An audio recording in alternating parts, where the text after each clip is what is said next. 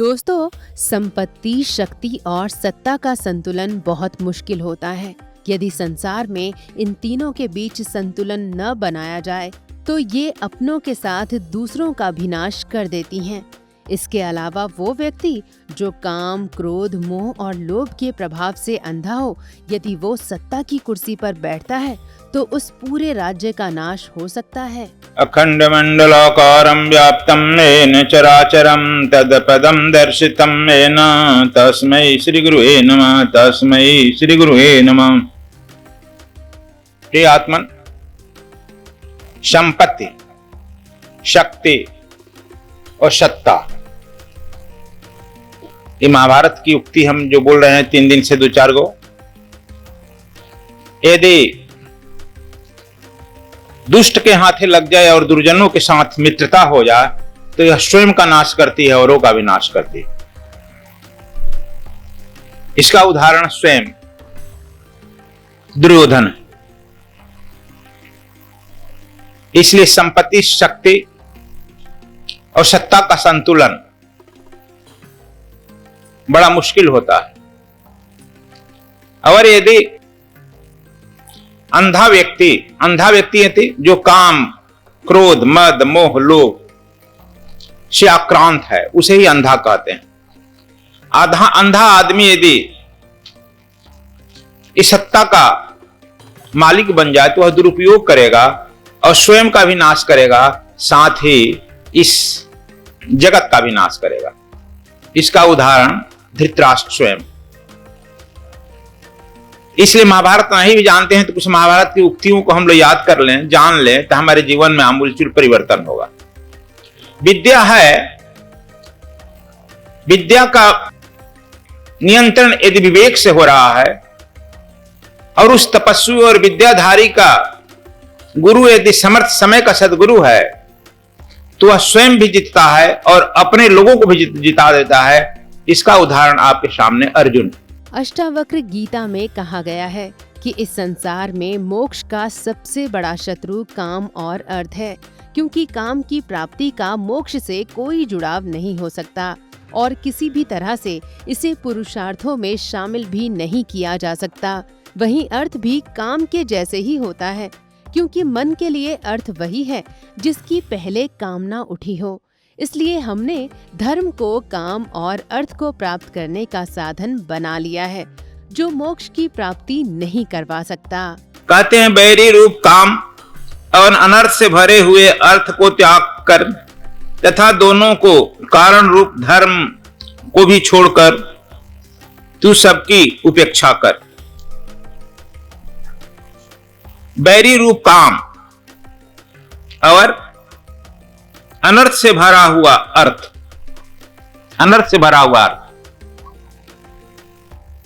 हम इसी के फेर में तो रात दिन रहते हैं,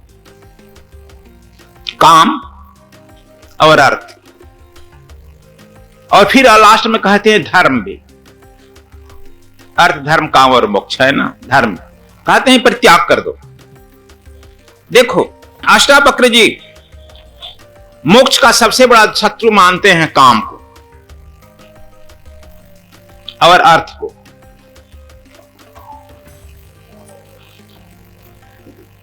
सच पूछो कि मनोवैज्ञानिक लोग तो यह कहते हैं यदि मानव के शरीर से या जीव मात्र के शरीर से काम को निकाल दिया जाए वह रह ही नहीं सकता। और काम में इतना अभ्यस्त है, धन में इतना अभ्यस्त है कि इसे के चलते वह बार बार जन्म लेता है, बार बार मृत्यु को प्राप्त करता है, बार बार आता है संसार में और भोग को भोगता है और इस बंधन में पड़ा रहता है। यह काम और अर्थ। मनोवैज्ञानिक लोग भी कहते हैं फिर धर्म का अर्थ क्या होता है। धर्म भी कहते हैं धर्म का भी परित्याग करो। तीनों पर हम विश्लेषण विचार करेंगे इस श्लोक में आज। जो हम शुभ करते हैं वह धर्म है, जो हम कल्याण पूरक करते हैं वह धर्म है,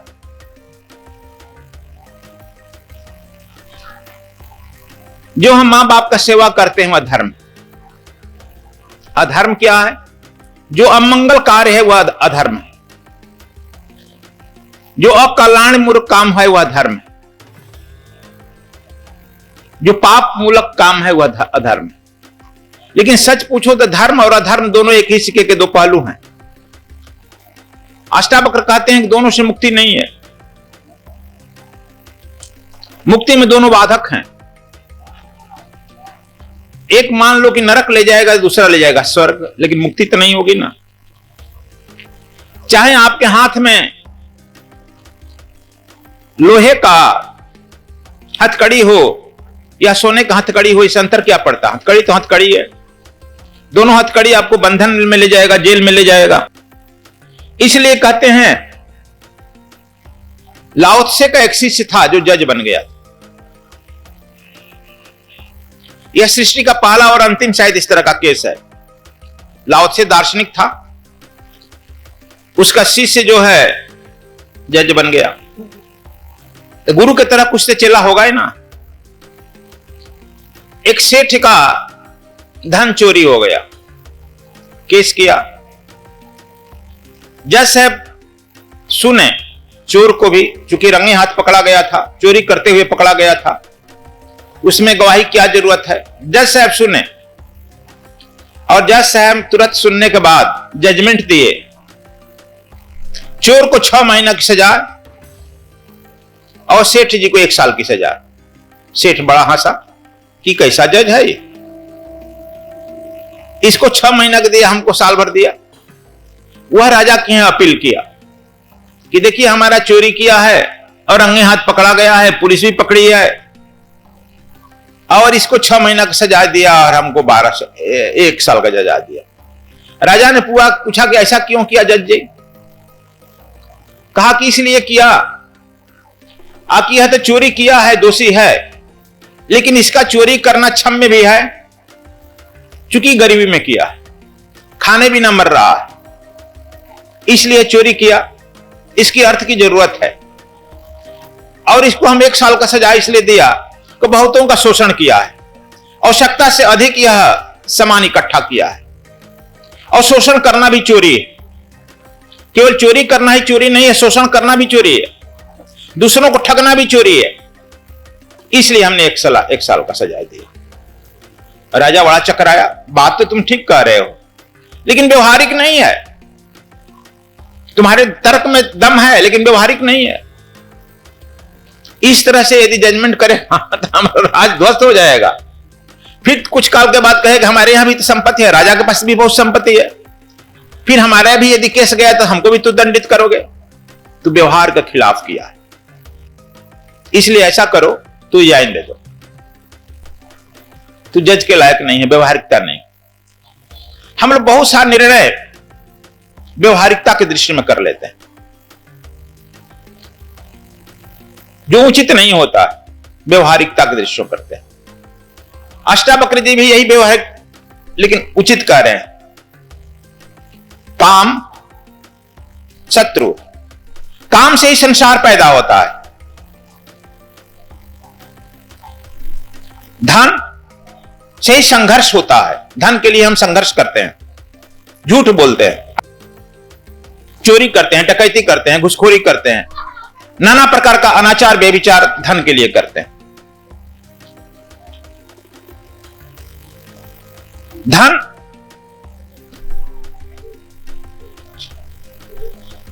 धन हमारा लक्ष्य होता है कमाने का। धन कमाते किस लिए है?